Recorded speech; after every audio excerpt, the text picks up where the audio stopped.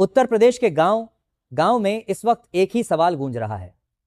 क्या इस बार ग्राम पंचायत चुनाव सच में निष्पक्ष होंगे या फिर खेल पहले ही तय हो चुका है? वजह है एक ऐसी चर्चा जिसने ग्रामीण राजनीति में हलचल मचा दी है।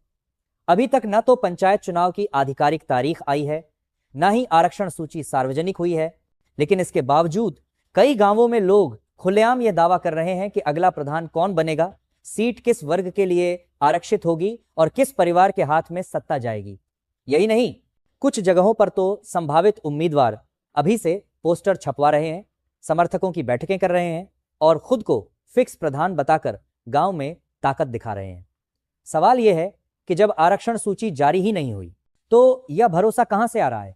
ग्रामीणों का कहना है कि पिछले पंचायत चुनाव में भी कुछ ऐसा ही हुआ था। पहले गांव में अफवाह फैली, फिर वही अफवाह सच साबित हो गई। इस बार भी कहानी कुछ वैसी ही नजर आ रही है। ब्लॉक से लेकर तहसील तक पंचायत चुनाव से जुड़े कुछ लोग पहले से जानकारियां देने का दावा कर रहे हैं। कोई कह रहा है कि इस बार सीट महिला आरक्षित रहेगी, कोई दावा कर रहा है कि ओबीसी या एसएससी के लिए तय हो चुकी है। हैरानी की बात यह है कि इन दावों के पीछे सिर्फ कयास नहीं बल्कि पूरा आत्मविश्वास दिखता है। ग्रामीण पूछ रहे हैं, अगर सब कुछ पारदर्शी है तो आरक्षण लिस्ट पहले ही कैसे लीक हो रही है? असल में ग्राम पंचायत चुनाव में आरक्षण तय करने की प्रक्रिया कागजों में तो बहुत साफ सुथरी बताई जाती है। जनसंख्या के आंकड़े, पिछला आरक्षण, रोटेशन सिस्टम और शासन के नियम, सब कुछ तय प्रक्रिया के तहत होता है। लेकिन जमीनी हकीकत इससे बिल्कुल अलग दिखाई देती है। कई गांवों में यह चर्चा आम है कि आरक्षण की गणना से पहले ही मैनेजमेंट शुरू हो जाता है। कौन सा गांव किस मंत्री में श्रेणी में जाएगा, इसका गणित पहले ही बैठा लिया जाता है। कुछ लोग इसे संयोग कहते हैं, लेकिन जब बार बार वही नाम, वही गांव और वही वर्ग सामने आता है तो सवाल उठना लाजमी है। ग्रामीण राजनीति से जुड़े जानकार बताते हैं कि पंचायत चुनाव भले ही गांव स्तर का चुनाव हो, लेकिन इसके पीछे की राजनीति काफी ऊपर तक जुड़ी होती है। ब्लॉक स्तर पर कुछ प्रभावशाली लोग, पंचायत सचिव, आंकड़े तैयार करने वाले कर्मचारी और स्थानीय नेता, सबकी अपनी अपनी भूमिका होती है। यहीं से शक पैदा होता है कि कहीं आरक्षण सूची लीक होना सिर्फ अफवाह नहीं बल्कि एक सोची समझी रणनीति तो नहीं। क्योंकि अगर किसी को पहले से पता चल जाए कि सीट किसके लिए आरक्षित होगी तो वह उम्मीदवार पहले ही मैदान में उतरकर बाकी दावेदारों को कमजोर कर सकता है।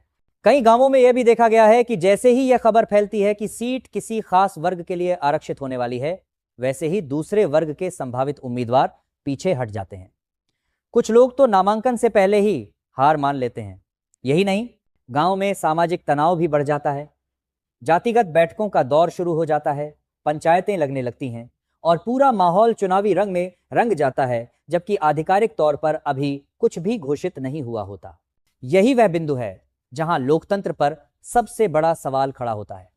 अगर चुनाव से पहले ही नतीजे तय होने लगे तो फिर वोट की ताकत का क्या मतलब रह जाता है?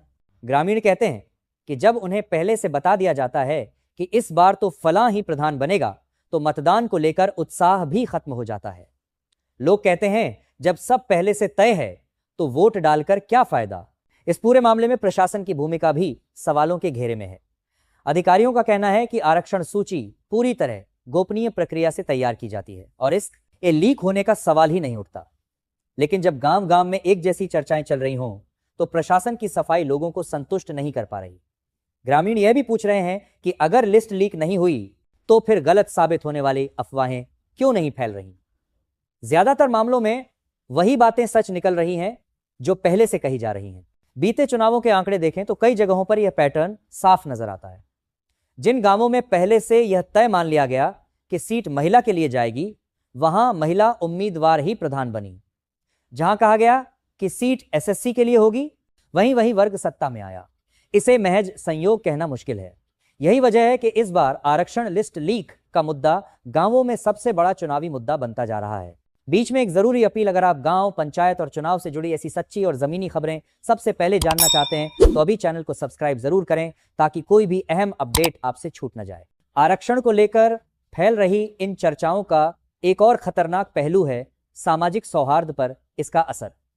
गांवों में पहले ही जाति और वर्ग के आधार पर राजनीति होती रही है, लेकिन जब आरक्षण की खबरें पहले से फैल जाती हैं तो आपसी रिश्तों में कड़वाहट बढ़ जाती है।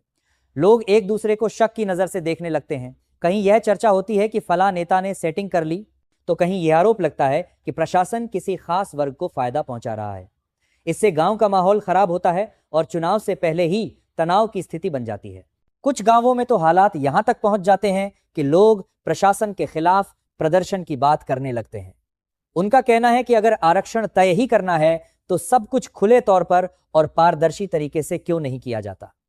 आखिर क्यों हर बार 50 दूसरा चारती के साथ यत चुनाव के वक्त ऐसे सवाल खड़े होते हैं? क्यों हर बार ग्रामीणों को लगता है कि खेल पहले से तय है? राजनीतिक जानकारों का मानना है कि ग्राम पंचायत चुनाव भले ही छोटे स्तर का चुनाव हो, लेकिन इसके जरिए बड़े नेताओं की जड़ें मजबूत होती हैं। इसलिए इस चुनाव में जीत हार का महत्व सिर्फ गांव तक सीमित नहीं रहता। यही वजह है कि आरक्षण जैसे संवेदनशील मुद्दे पर भी पर्दे के पीछे से दबाव बनाया जाता है। कुछ लोग चाहते हैं कि उनका समर्थक ही प्रधान बने, चाहे उसके लिए नियमों को तोड़ना ही क्यों ना पड़े। अब सवाल यह है कि इसका समाधान क्या है। विशेषज्ञ कहते हैं कि आरक्षण प्रक्रिया को पूरी तरह डिजिटल और सार्वजनिक किया जाना चाहिए। जिस दिन आंकड़े फाइनल हों उसी दिन सब कुछ वेबसाइट पर डाल दिया जाए ताकि किसी भी तरह की अफवाह की गुंजाइश न रहे। साथ ही जो लोग गलत जानकारी फैलाते हैं या झूठे दावे करते हैं उन पर सख्त कार्रवाई होनी चाहिए। जब तक ऐसा नहीं होगा तब तक आरक्षण लिस्ट लीक जैसी चर्चाएं हर पंचायत चुनाव में सामने आती रहेंगी। ग्रामीण मतदाताओं की भी जिम्मेदारी बनती है कि वे अफवाहों के बजाय आधिकारिक जानकारी पर भरोसा करें। लेकिन यह तभी संभव है जब प्रशासन समय पर और साफ जानकारी दे।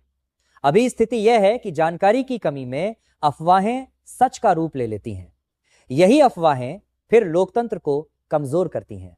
आखिर में सबसे बड़ा सवाल वही है, क्या इस बार ग्राम पंचायत चुनाव में आरक्षण को लेकर उठ रहे ये सवाल सिर्फ चर्चाएं हैं या फिर इसके पीछे कोई बड़ी सच्चाई छिपी है? क्या सच में प्रधान की कुर्सी पहले ही तय हो चुकी है या फिर यह सब चुनावी माहौल का शोर है? जवाब जो भी हो, लेकिन इतना तय है कि जब तक पारदर्शिता नहीं आएगी तब तक गांव गांव में यही सवाल गूंजता रहेगा और लोकतंत्र की जड़ें कमजोर होती रहेंगी। और इसी कड़ी में एक और अहम पहलू सामने आता है जिसे अक्सर नजरअंदाज कर दिया जाता है। गांव के आम मतदाता की सोच। जब आरक्षण लिस्ट को लेकर पहले से चर्चाएं फैलती हैं तो सबसे ज्यादा असर उसी आम आदमी पर पड़ता है जो ईमानदारी से वोट डालकर बदलाव की उम्मीद करता है। कई ग्रामीण कहते हैं कि चुनाव से पहले ही जब यह बात फैला दी जाती है कि इस बार तो वही जीतेगा, तो लोग खुद को बेबस महसूस करने लगते हैं। मतदान प्रतिशत पर भी इसका असर पड़ता है। लोग कहते हैं जब परिणाम पहले से तय है तो लाइन में लगकर वोट डालने की मेहनत क्यों करें। यही सोच लोकतंत्र के लिए सबसे खतरनाक साबित होती है। पंचायत चुनाव लोकतंत्र की नींव माने जाते हैं। यहीं से जनता को यह भरोसा मिलता है कि उनकी आवाज मायने रखती है। लेकिन अगर इसी स्तर पर भरोसा टूटने लगे तो ऊपर के चुनावों पर भी सवाल खड़े होना तय है। ग्रामीणों का मानना है कि अगर आरक्षण प्रक्रिया को लेकर संदेह दूर नहीं किया गया तो आने वाले समय में पंचायत चुनाव सिर्फ औपचारिकता बनकर रह जाएंगे। अब जरूरत है कि प्रशासन और चुनाव से जुड़े अधिकारी सिर्फ कागजी बयान देने के बजाय जमीनी स्तर पर भरोसा कायम करें। गांव में बैठके हों, खुलकर बताया जाए कि आरक्षण कैसे तय होता है, किस आधार पर गांव की श्रेणी बदलती है और किन नियमों का पालन किया जाता है। जब तक प्रक्रिया जनता को समझ नहीं आएगी तब तक शक और अफवाहें खत्म नहीं होंगी। साथ ही राजनीतिक दलों और स्थानीय नेताओं को भी यह समझना होगा कि अल्पकालिक फायदे के लिए अगर वे व्यवस्था पर सवाल खड़े कर रहे हैं तो लंबे समय में नुकसान पूरे समाज का होगा। गांव में विकास तभी संभव है जब चुनाव निष्पक्ष हो और जनता को लगे कि उनका वोट सच में बदलाव ला सकता है। अंत में यही कहा जा सकता है कि आरक्षण लिस्ट लीक की चर्चा सिर्फ एक अफवाह नहीं बल्कि सिस्टम पर उठता हुआ एक बड़ा सवाल है। अगर इस सवाल का जवाब ईमानदारी और पारदर्शिता से नहीं दिया गया तो यह अविश्वास धीरे धीरे पूरे लोकतांत्रिक ढांचे को खोखला कर देगा। अब फैसला प्रशासन और व्यवस्था के हाथ में है। या तो वह समय रहते भरोसा बहाल करे या फिर गांव गांव में उठती इस आवाज को और तेज होने दे। चुनाव सिर्फ प्रधान चुनने का नाम नहीं है, यह भरोसे की परीक्षा है और इस बार यह परीक्षा बेहद अहम होने वाली है।